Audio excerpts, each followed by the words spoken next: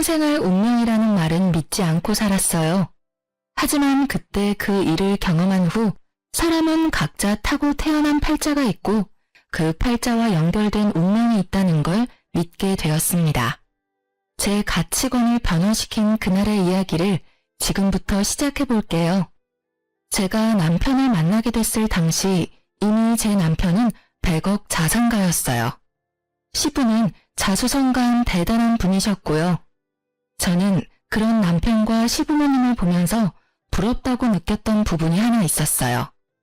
부모는 자식의 거울이라는 말처럼 남편이 시부모님을 보고 배운 것이 부유함을 관리하는 방법이었다는 것이에요. 그 점이 남편과 살다 보니 부러움으로 바뀌어갔던 거예요. 제가 부유를 관리하는 방법을 알았다면 적어도 이런 대우를 받으며 살진 않았을 텐데 하는 마음이 자꾸만 들었거든요. 집안도 직업도 평범했던 제가 못마땅했던 시모.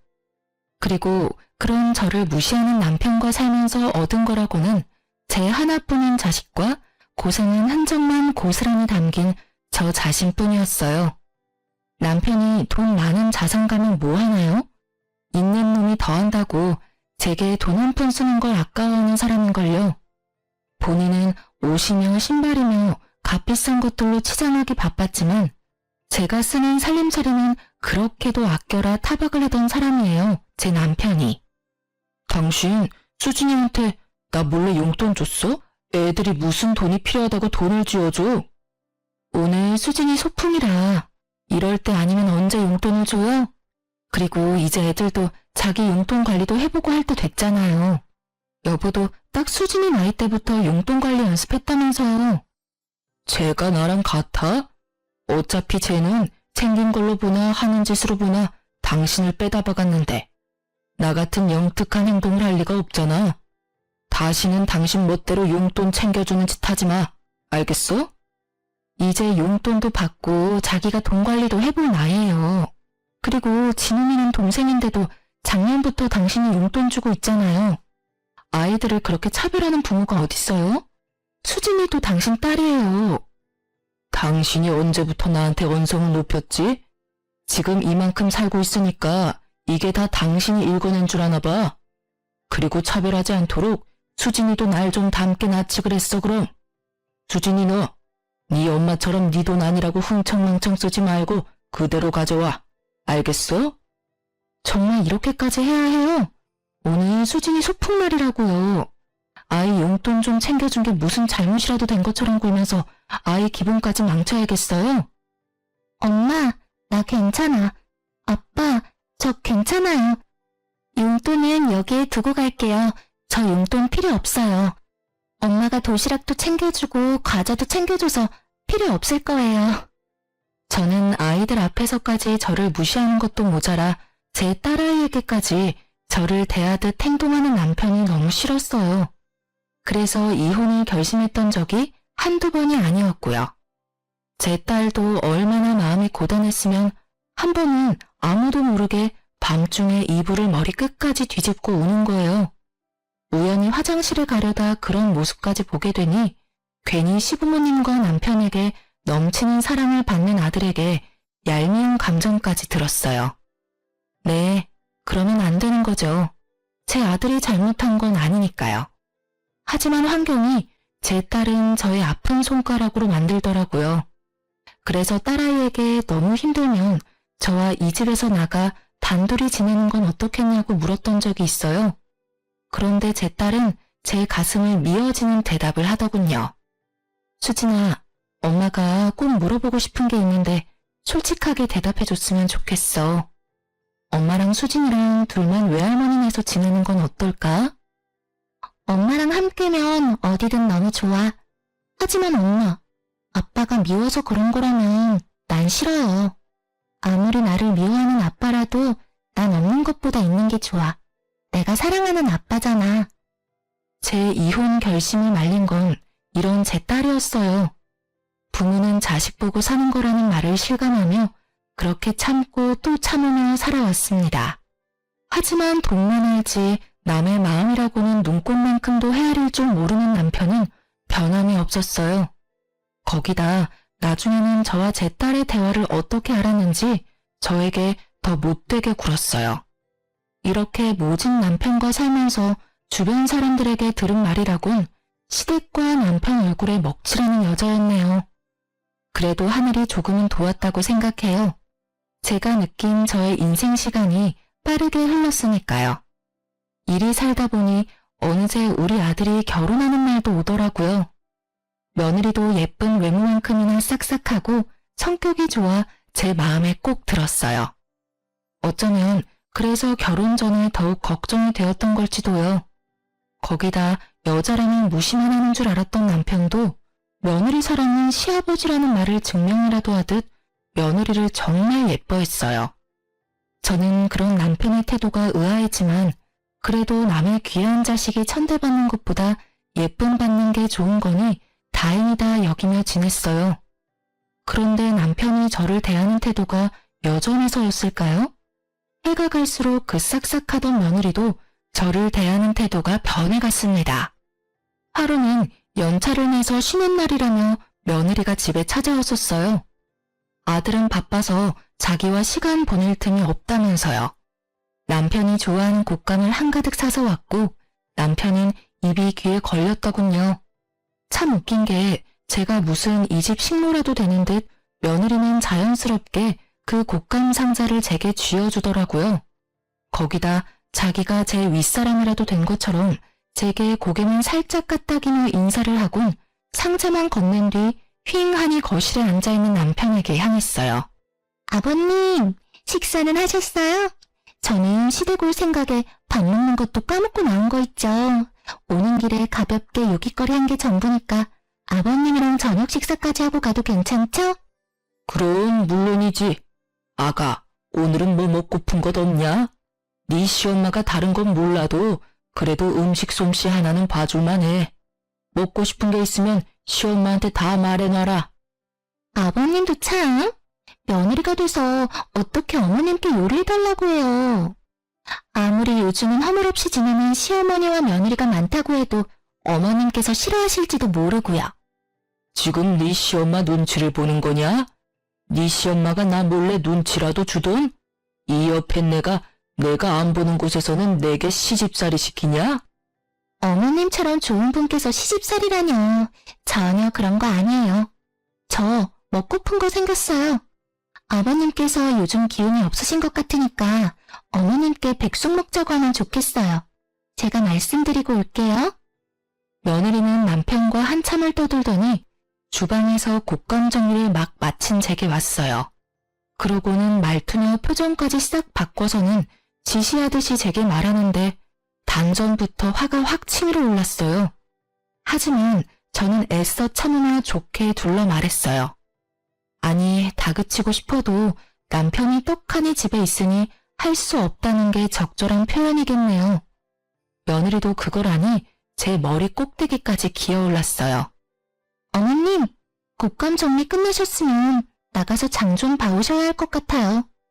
아버님 안색이 별로 안 좋아 보이니까 오늘 저녁에 닭 사다가 백숙 좀 해주세요. 어려운 음식도 아니니까 할 것도 없고 어머님도 좋겠네요. 그럼 우리 아들한테도 연락해서 저녁에 집으로 오라고 하렴. 오랜만에 다 같이 식사하면 되겠구나. 그런데 얘, 말투는 좀 더 예의 있게 하는 게 어떨까? 그래도 어머니 나도 네 시부모인데 명령하듯 말하지 않았으면 좋겠구나.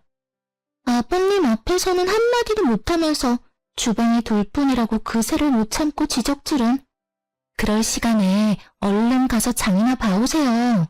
참, 어머님은 백숙 별로 안 좋아하시죠? 오늘은 김치 간단히 식사하셔야겠네요. 메뉴가 마음에 안 들면 밖에서 대충 떠오고 오시던가요. 저는 며느리와의 대화에 속이 들끓었지만 문제를 일으키고 싶지 않아 자리를 피하고 밖으로 나왔어요. 아들과 딸아이를 오랜만에 볼 생각만 하며 기분을 달랬죠. 그런데 안타깝게도 달래졌던 제 기분은 또다시 구렁텅이에 빠졌어요. 제 아들과 며느리의 부부관계도 전 같지 않다는 걸 알아버린 걱정만 가득 쌓인 날이 되어버렸거든요. 신을 느낀 물씬 풍기던 전과는 달리 오랜만에 본 아들 부부는 서로 말도 잘 섞지 않았어요. 제 아들의 안색도 별로 좋지 못했고요. 그러니 이 모든 걸 모르고 싶어도 몰라지나요?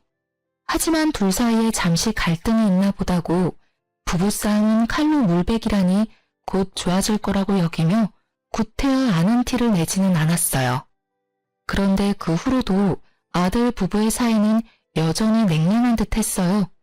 꽤 오랫동안 그런 모습을 제게 보여왔거든요. 거기다 그렇게 지내는 시기가 점점 길어지고 며느리와 아들의 관계도 며느리가 저를 대하는 태도도 좋지 못하면서 막막함만 커져갔어요. 그 모든 걸 보고 느끼면서도 저는 늘 속으로만 삭히고 꾹 참으며 지내는 것 말곤 할 수 있는 게 없었어요. 그날의 일이 터지기 전까지는요. 제 아들과 저는 생일이 하루 차이가 나서 매해 생일 저녁은 함께 보냈어요. 결혼 후 분가했어도 이것만큼은 변함이 없었죠.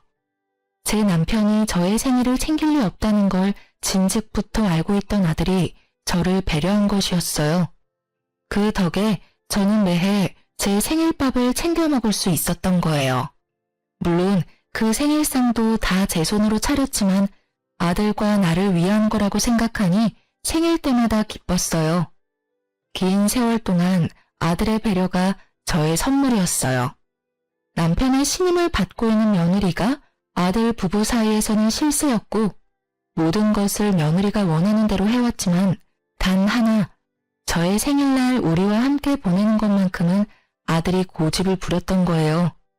며느리는 이 부분이 연애 때부터 결혼 후에도 쭉 불만이었던 듯 했어요. 그리고 결국 이 일로 인해 문제가 생기게 되었습니다. 아들 부부는 그날도 생일 파티를 위해 우리 집으로 넘어왔어요. 미리부터 준비를 하고 있긴 했지만 그날따라 유난히 오래 걸렸고 아들 부부가 도착한 후에도 꽤 오래 저는 주방에서 저녁 준비를 하고 있었죠. 너무 당연하게도 며느리는 손 하나 까딱하지 않았어요. 그래서 아들이 며느리를 대신해 저를 도왔고요.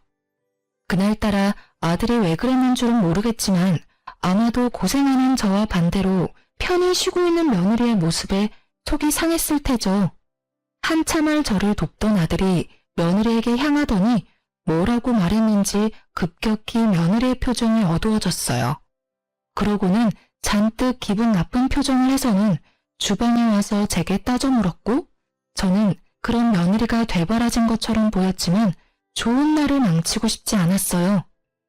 어머님, 생일 핑계로 저를 부려먹어야 속이 편하시겠어요? 솔직하게 대답해 보세요. 제가 손님처럼 앉아있으니 마음에 안 드세요?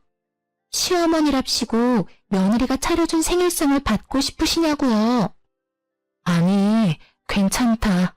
일 끝나고 왔으니 너도 힘들 테지. 아들이 도와준 덕에 거의 끝났으니 이제 슬슬 밥 먹을 준비나 하자꾸나. 봐, 네 엄마도 내 도움이 필요 없다는데 왜 네가 난리야? 네가 시엄마야? 왜 네가 시집살이를 시키려고 드냐고 짜증나게. 너희 지금 내 앞에서 부부싸움이라도 할 요량인 거야? 아서라, 기분 좋은 날 그런 모습 보고 싶지 않아. 새아가, 기분 가라앉히고 쉬고 있으렴. 아들, 너도 너무 그러지 마. 엄마, 오늘은 이러면 안 되는 거잖아. 그동안 대우받고 지냈으면 감사할 줄 알고 도우려는 마음도 가져야 맞잖아. 내가 언제까지 제가 하는 꼴 같지 않은 행동을 참아야 해? 네가 말해봐. 아무리 딸 같은 며느리라도 너처럼은 안 해. 우리 아빠가 예쁘다 예쁘다 하니까 이 집에서 뭐라도 된 거 같아? 야, 생일이 무슨 요새야? 생일이면 큰 대접이라도 받아야 되냐고. 내가 왜 어머님 생일이라고 와서 주방 일을 거들어야 해? 방금 전처럼 생일인 사람끼리 생일상 차리고 자축하면 되겠네. 이렇게 모이는 것도 사실 어머님 때문 아니야? 내가 안 돕는 거 보기 싫으면 이런 자리 만들지를 마. 그만해. 내가 이런 모습 보려고 여태 식사 준비를 했니? 됐다. 음식 챙겨줄 테니까 그만 돌아가렴. 이런 상황에서 마주하고 밥을 먹는다고 한들 그게 소화가 되겠니? 그리고 아가, 아무리 서스럼이 없어도 나도 네 시모야. 너희 다툼까지 이렇게 마주하는 건 상당히 불쾌하고 불편하구나. 남이 보면 지금 네 태도가 경거망동하다고 할 수 있어. 그러니까 앞으로는 조금 더 유의하는 게 좋을 듯해. 참나, 나는 이 집에선 이방인이다 이거지? 생일을 핑계로 모자가 쌍으로 눈 부라리고 사람을 잡아? 어머님도 그러는 거 아니죠? 경거망동하다고요? 그러는 어머님은 뭐 얼마나 고상하신데요? 이 집에서 기 한 번 제대로 못 펴고 살면서 기가 막히네. 제가 며느리라고 우리 시엄마 노릇은 해야겠다 싶어요? 며느리는 아들과 제 말에 따박따박 받아치며 언성을 높였어요. 모자가 생일을 핑계로 자기를 잡는 말을 어찌나 크게 했는지 방에 있던 남편이 집안이 왜 이리 소란스럽냐며 주방까지 나왔고 씩씩대는 아들과 며느리를 살피더니 자초지종을 물었죠. 며느리는 이때다 싶었는지 저와 아들을 한 번씩 노려보더니 제 남편에게 찰싹 붙어서는 불쌍한 척 연기를 해댔어요. 그 모습이 어찌나 황당하던지 기가 차서 말도 안 나오더라니까요. 저와 아들에게 바락바락 소리칠 때는 쌈딱이 따로 없더니 남편이 나오기가 무섭게 가려는 척은 다 하는데 배우였으면 상을 타도 여러 번 탔겠다 싶을 정도였어요.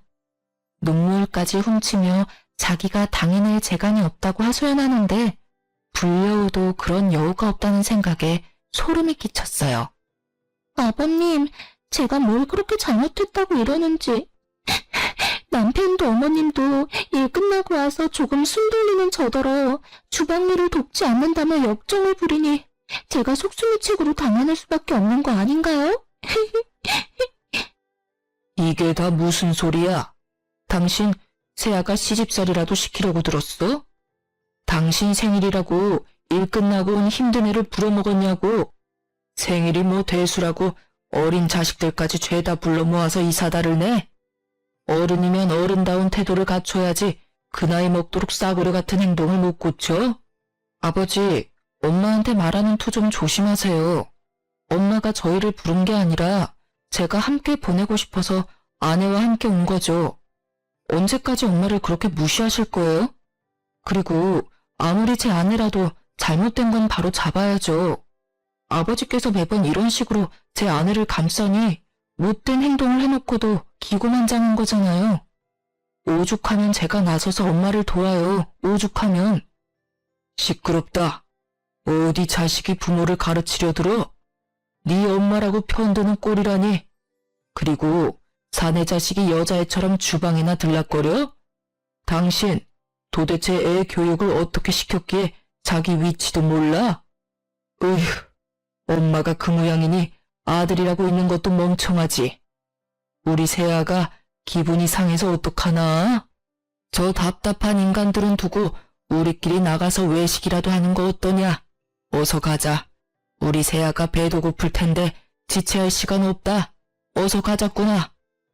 남편은 며느리의 기분을 망친 우리는 알아서 하라며 며느리만 데리고 외식을 갔어요.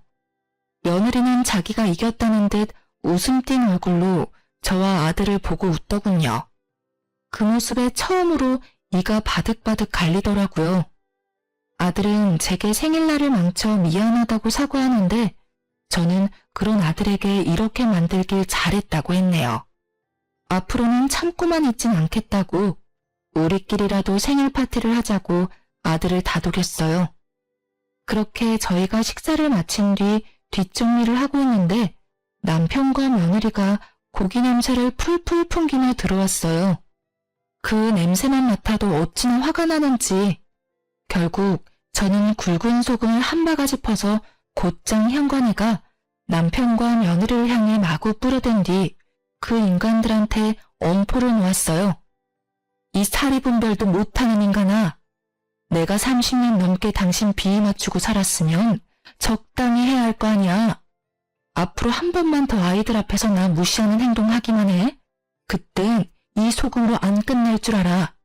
그리고 얘, 너도 여우짓 하는 거 한 번만 더 내 눈에 띄면 가만 안 둘 테니까 그런 줄 알아라. 더는 예전처럼 좋은 게 좋은 거라고 생각하면서 웃어 넘길 일 없으니까. 앞으로는 며느리면 며느리답게 처신 똑바로 하렴. 알겠니? 으이, 이 요편네가 미쳤나? 나이 먹더니 노망이라도 났냐? 감히 나한테 지금 뭐 하는 짓이야?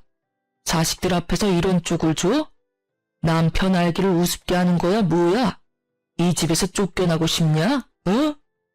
며느리다운 게 어떤 건데요?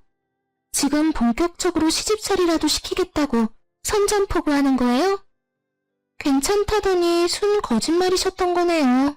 남의 집 귀한 자식이라더니 부려먹을 생각부터 하시는 건가요? 저 너무 서운해요. 그동안 제가 잘은 못했어도 처신 욕날 정도는 아니었잖아요. 아닌가요? 며느리 부려먹을 생각 말고 당신 처신이나 잘해. 개념 없고 멍청해도 정도껏 해야지. 어디 남편한테 소금을 뿌리게. 그것도 자식들 다 보고 있는 앞에서 말이야. 한 번만 더 기어오르려고 들면 이 집에 발도 못 붙일 줄 알아. 남편은 또다시 며느리 편에 서서 저를 무시했어요. 평생을 제 목소리 한 번 크게 내본 적 없던 저인데 돌연 제가 큰 소리 좀 낸다고 누가 겁을 먹겠어요. 결국 아들이 다시 나섰고 남편이야 옛날부터 자기가 이 집의 왕인양 살던 인간이라 태도를 달리하지 않았지만 며느리는 아들 눈치가 조금은 보였는지 그 뒤로는 아무 말도 하지 않았어요. 저는 며느리와 아들에게 앞으로는 집에 자주 찾아올 필요 없다고 생일도 앞으로는 같이 보내지 않기로 선을 그은 뒤 돌려보냈죠. 그런데 그 후로 저와 남편의 관계는 남보다 못한 사이로 갈라진 반면 며느리와 남편 사이는 애틋해 보일 만큼 좋아졌어요. 아들 눈치를 보며 며느리는 조금 조심하는 듯 했지만 얼마 가지 않았죠. 되려 남편이 며느리 길을 살려주느라 저를 홀대한 탓에 며느리는 전보다 더 자주 우리 집에 찾아왔고 나중에는 며느리가 제 머리 꼭대기에 앉아 마치 자기가 제 시모라도 된 듯 집안을 휘두르려고 했습니다.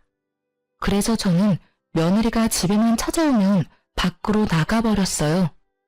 한 공간에 있으면 제가 며느리에게 쓴소리 좀 할라치면 남편이 저를 쥐잡듯이 잡는 통에 되려 며느리만 더 기고만장해졌거든요. 그런 꼴을 계속 마주하느니 제가 그 자리를 피하기로 한 거예요. 그렇게 지내던 어느 날 며느리가 제게 전화를 해왔어요. 아주 살가운 목소리로 말하는데 어찌나 당혹스럽던지. 네가 내게 어쩐 일로 전화를 다 했니? 안부 연락을 한 번 안 하면서 말이야. 어머님도 참. 대신 제가 자주 찾아뵙잖아요. 오늘 연락드린 건 요즘 남편이 일이 고단한지 힘이 없어서요. 제가 요리하는 음식은 먹는 돈 마는 돈이라 걱정이 되네요. 어머님께서 남편 좋아하는 음식 몇 가지만 좀 해주시면 안 될까요? 하시는 김에 잡채랑 이것저것 챙겨주시면 더 좋고요. 죄송해요. 제가 요리 솜씨가 없어서 많이 부족해요. 제 아들이 힘이 없다는데 그 말을 듣고 싫다고 할 부모가 있을까요? 며느리 입으로 들어가는 거라면 나몰라라 하겠지만 제 아들을 위한 거니 저는 통화를 마치자마자 한가득 장을 봐 음식을 했어요. 그리고 다음날 저는 만들 찬들을 챙겨 며느리 집으로 향했어요. 며느리가 전날 통화 당시 둘 다 일 때문에 바빠 낮에 집에 없으니 문을 열고 들어가라고 도어락 암호까지 친히 알려줬거든요. 며느리가 급히 할 필요 없으니 주말 전까지만 가져다 주라던 말을 간과하고 급하게 준비했던 제 탓이었을까요? 아무도 없을 줄 알았던 아들 부부의 집에서 심장이 다 벌렁거릴 장면을 목격하고 말았습니다. 현관을 열고 들어서는데 신발장에 여자와 남자 신발이 아무렇게나 놓여있기에 처음에는 아들 부부가 바빠서 미처 신발 정리를 못했다고 생각했어요. 그런데 안으로 들어서자 화장실 앞에 옷가지들이 널브러져 있는 겁니다. 거기다 화장실 안에 있는 여자와 남자의 목소리가 밖으로 새어나왔죠. 저는 아들 부부가 휴가를 냈나 싶었어요. 아들과 며느리 사이가 다시 좋아졌나 싶어 혹시나 오붓한 시간을 방해라도 하게 될까봐 얼른 반찬만 냉장고에 넣어주고 가려고 빠르게 움직였어요. 그런데 간간히 들리는 남자의 목소리가 낯설게만 느껴지는 거예요. 쎄한 기분을 감출 길이 없어 혹시나 하는 마음에 아들이 받지 못하는 상황이라고 생각을 하면서도 작은 방에 들어가 아들 번호로 전화를 걸었어요. 하지만 신호가 얼마 가지 않아 아들이 전화를 받는 거 아니겠어요? 심지어 아들네 집에서 전화벨도 울리지 않았고요. 저는 명확히 확인하기 위해 아들에게 혹시 집에 있느냐고 물었고 아들은 이 시간에 어떻게 집이겠냐며 호탕히 웃으며 일하는 중이라는 거예요. 그때부터 제 손은 바들바들 떨려왔어요. 아들에게는 구태여 내색하지 않고 알겠다고 말한 뒤 전화를 끊었는데 그때 화장실 문이 벌컥 열리더니 안에 있던 여자와 남자가 나와 안방으로 들어가는 소리가 들렸어요. 사람이 참 이상하죠? 왜 그런 상황이 생기면 보고 싶지 않은데도 몸이 마음처럼 움직이질 않는 건지 뭐에 홀리기라도 한 듯 저는 그들이 들어간 안방으로 향했고 정신 나간 사람처럼 그것들의 모습을 마구 찍어댔어요. 제 등장에 며느리와 낯선 남자는 잠시 놀란 듯 싶었지만 역으로 저를 주거 침입자 취급을 하더라니까요. 저는 며느리의 뻔뻔함에 눈이 뒤집혀 머리채를 잡고 난리를 쳤어요. 내 아들 걱정하는 척은 다 하더니 감히 내 아들 집에 낯선 인간을 집에 들여? 네가 이러고도 인간이냐? 인간이냐고. 내 남편 앞에서 쇼할 때 알아봤어야 했는데 이 불려시 같은 게 감히 외간 남자랑 바람을 펴? 이 버러지만도 못한 거사. 당장 이 집에서 나가라고. 이거 안 나요? 놓으라고. 내가 바람을 피든 말든 당신이 무슨 상관이야? 여긴 내 집이기도 하거든? 그런데 내가 왜 나가야 하는데? 당신이나 나가. 이거 놓고 당장 나가요? 이 뻔뻔한 계집애가 넌 오늘 볼장 다 본 줄 알아? 이런 행실을 걸러놓고도 네가 무사할 줄 알아? 어머님이 뭘 어쩔 수 있는데요? 힘도 없으면서 나서봤자 뭐가 바뀔 줄 알아요? 그냥 서로 못 본 척하고 지내요. 어머님께서 아무리 난리쳐도 아무한테도 안 먹힌다는 거 몰라요? 아버님이 어머님 말을 믿을 것 같아요? 제 말 몇 마디면 끝일 거 서로 힘 빼지 말자고요. 저는 뻔뻔한 며느리의 언행에 곧장 아들에게 연락해 당장 집으로 오라고 소리쳤어요. 며느리는 서로 못 본 척 지내자는 말을 귓등으로도 듣지 않고 아들에게 연락한 게 화가 났던 건지 갑자기 제게 마구 손을 댔습니다. 그렇게 저와 며느리는 육탄전을 벌이게 되었고 낯선 남자는 그 틈을 타 불이 나게 도망을 갔어요. 그렇게 30분쯤 흘렀을까요? 제 아들이 도착했고 저는 며느리의 외도 사실을 털어놓고 제가 찍은 사진들까지 아들에게 보여주면서 당장 이 집에서 며느리를 내쫓으라고 노발대발을 했어요. 이게 다 무슨 말이야? 이 사진 속 남자는 도대체 누군데? 진짜 바람이라도 폈다는 거야? 당신이 말해봐. 엄마 말이 다 사실이야? 저것이 말을 하고 말고가 뭐가 중요해. 내가 둘이 엉켜있는 걸 두 눈으로 봤고 저것이 나더러 못 본 척하고 지내자는 말까지 했어. 그럼 인정한 거나 다름없는 거지. 어머님, 제발 좀 말 보태지 마세요. 가정 파탄 내는 게 목적인 게 아니시라면요. 댁으로 돌아가세요. 제가 남편과 직접 이야기할 테니까 일 키우지 마시라고요. 당신이야말로 수작 부리지 말고 이 사진 속 여자가 진짜 네가 맞는지만 대답해. 이 집에 다른 남자 끌어들인 게 사실이냐고. 진짜 이 모자가 끝까지 배려라고는 없네. 그래, 내가 다른 남자 끌어들였고 그걸 어머님이 봤어. 됐니? 그 사진 속 여자는 내가 맞고 남자는 내가 요즘 만나는 사람이야. 당신과 내가 부부이긴 하니? 우리가 살맛대고 안 지낸 지 몇 년이야. 그런데 어떤 여자가 바람이 안 나니? 내가 바람이 난 건 다 당신 때문이라고. 어떤 이유에서든 바람은 용납되지 못해. 넌 정말 사람도 아니다. 나가. 당장 내 아들 집에서 나가라고. 다시는 이 집에 얼씬도 하지 마라. 며느리는 제게 자기 가정을 파탄낸 파탄자라는 욕설을 뱉고는 집을 나갔어요. 그날 이후 제 아들은 한참을 힘들어했어요.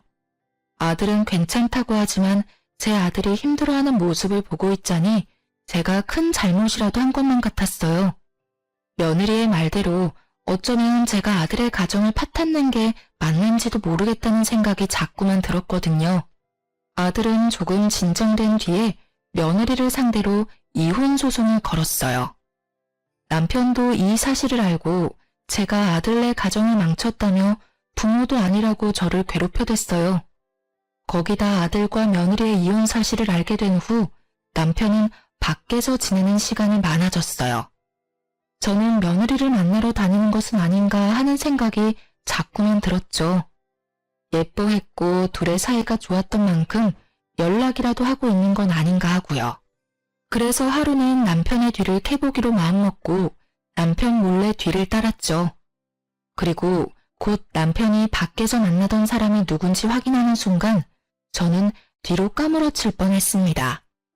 남편이 며느리의 불륜 놈과 며느리까지 끼고 셋이서 무슨 가족이라도 된 듯 하하호호 웃으며 식사를 하고 있는 거 아니겠어요?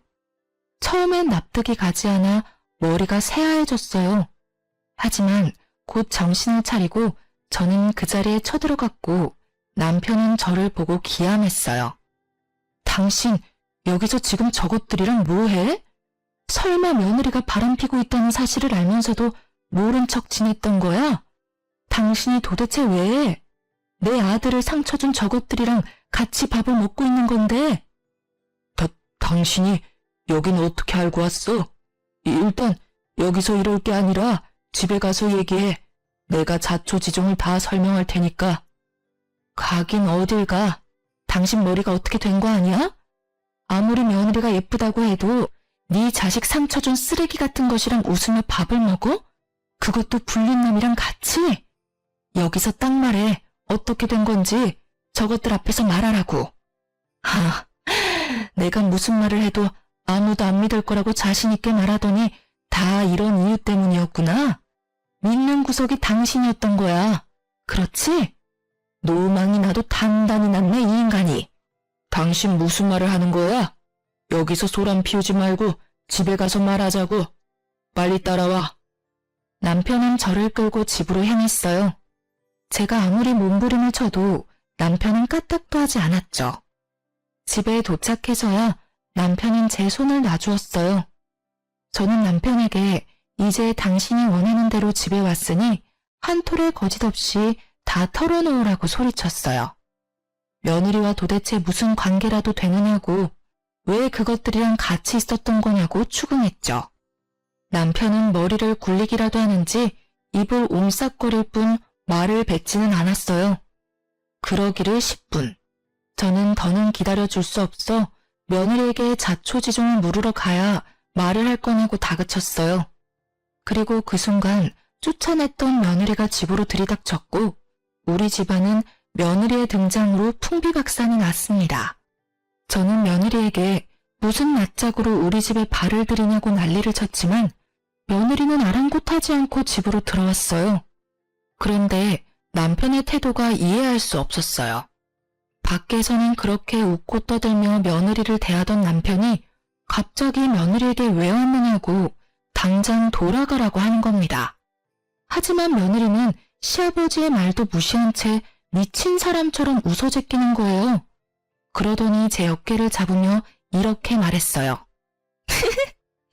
어머님, 지금 당장 제게 머리 조아리고 절이라도 박으세요.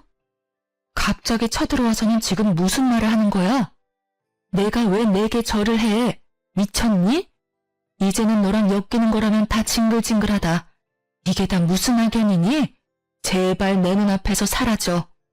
너 같은 인간 말종이랑은 한순간도 마주하고 싶지 않으니까. 제발 좀 눈에 띄지 말란 말이야. 어머님, 말 가려하세요. 제 생각에는 어머님께 제가 은인일걸요? 제가 재미있는 사실을 알려드리려고 친히 거론했거든요. 어머님, 저랑 바람난 그 남자가 아버님의 친자식이라면 어떨까요? 어머님께서 말씀하신 용납이 안 된다던 그 짓을 아주 오래도록 아버님께서 하셨네요. 제 덕에 지금 어머님도 저처럼 이혼하게 생겼고 제가 이 지옥 같은 집에서 벗어날 이혼 사유 만들어드렸으니 저한테 절이라도 하셔야 하는 거 아닌가요? 이혼 축하드려요, 어머님. 그게 다 무슨... 여보, 지금 저것이 뭐라고 하는 거예요? 며느리랑 바람피던 불륜남이 왜 당신 친자식이야? 이게 다 무슨 상황인 거냐고? 이렇게 상황 파악을 못하셔서야 알려드린 재미가 없네. 당신 남편이 당신이랑 결혼하고도 외간 여자랑 바람을 피웠고 그 여자랑 당신 남편 사이에 아이가 생겨서 낳았고요. 당신이 얼마 전 아들 집에서 본 그 외간 남자가 아버님의 친아들이야. 쉽게 말하면 내 남편의 배다른 형제이자 당신의 하나뿐인 아들의 배다른 형제. 알고 보니 남편은 저와 결혼 후 얼마 되지 않아 바람이 났고 그 관계를 꽤 오래 유지하면서 임신까지 시켰던 것이었어요. 그렇게 남편은 긴 세월 동안 두 집 살림을 했던 거예요. 며느리와 바람이 난 그 남자가 남편과 불륜녀 사이에서 태어난 아이였고요. 남편이 며느리가 너무 마음에 들어 제 아들에게는 과분하다 여겨 배다른 자기 자식에게 친히 소개를 시켜 관계가 발전했던 거예요. 남편은 며느리의 말을 믿지 말라며 절대 아니라고 잡아댔지만 며느리와 함께 왔던 건지 배다른 아들이란 사람이 타이밍 좋게 우리 집 배를 울렸어요. 남편의 배다른 아들은 이미 남편과 친자검사까지 마친 상태였고 결과지까지 가지고 와 남편의 친아들임을 입증해 며느리의 말에 힘을 실었죠. 그런데 이 사실만큼이나 놀라웠던 사실이 또 있었어요. 이 모든 게 그 배다른 아들의 복수였다는 겁니다. 알고 보니 남편과 바람폈던 불륜녀는 몇 년 전 건강 악화로 세상을 떠났는데 그때 장례식장에 얼굴 한 번을 비추지 않았던 남편에게 복수를 다짐했다고 말이죠. 아파서 불륜녀가 병원 생활을 오래 했는데 그때도 찾아온 적 없고 그저 돈으로만 해결을 했던 거예요. 그 모든 걸 보며 지내온 남편의 배다른 아들은 자기 가정이 무너졌지만 여전히 가정을 이루고 잘 살고 있는 제 남편을 무너뜨릴 계획을 세웠던 거예요.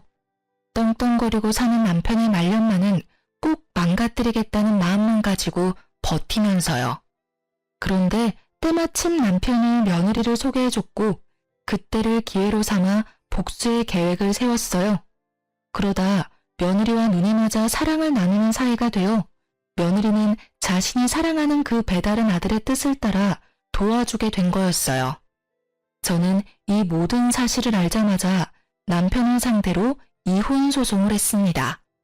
며느리에게도 다시는 악연이든 필연이든 얽히지 말고 살자고 엄포를 놓았고요.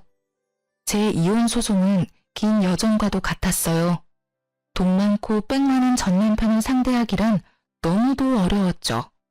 하지만 결론적으로 제가 승소하게 되었습니다. 제 아들의 이혼도 며느리가 바람을 인정하면서 합의를 통해 쉽게 정리할 수 있었어요. 전 남편은 제게 자기 재산을 나누는 것이 아까워 어떻게든 한 푼이라도 안 주려고 기를 썼어요. 그러나 전 남편으로 인한 이혼 사유 덕에 전 남편의 바람은 물거품이 되어 재산은 물론 위자료까지 모두 챙길 수 있었네요. 저는 이혼 후 아이들과 살림을 합쳐 함께 지내기 시작했어요. 늦은 나이긴 해도 사회생활도 시작해 나만을 위한 시간을 보내고 있었죠. 그러던 어느 날 전 남편이 난무한 행색으로 찾아왔어요.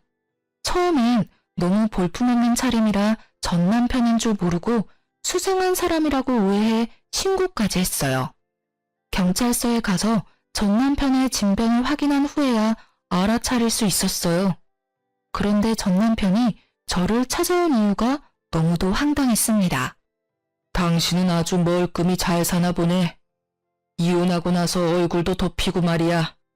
어디 다른 살림이라도 차린 건 아닌가 보지? 애들이랑 같이 지내는 거 보면. 그게 당신이랑 무슨 상관이야? 당신이야말로 어떻게 살면 그런 거짓골을 할 수 있어? 얼른 돌아가. 그리고 그런 몰골로 여기 기웃대지 마.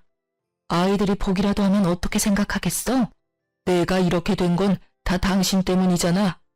당신이 법적으로 내 아내였다는 이유 하나로 내 재산까지 쓸어간 탓에 내가 이렇게 된 거라고.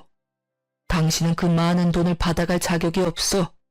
내 입장에서는 갈치와 다를 바가 없다고. 그러니까 그 돈 돌려줘. 정 못 주겠으면 위자료로 타간 돈이라도 내놔. 당신 진짜 끝까지 구질구질하게 왜 이래? 진짜 넌 인간 되려면 멀었다 멀었어. 다신 찾아오지 마. 또다시 법정에서 다투고 싶은 거 아니면 썩 꺼지라고. 나 네가 그 돈 안 주면 절대 못 가.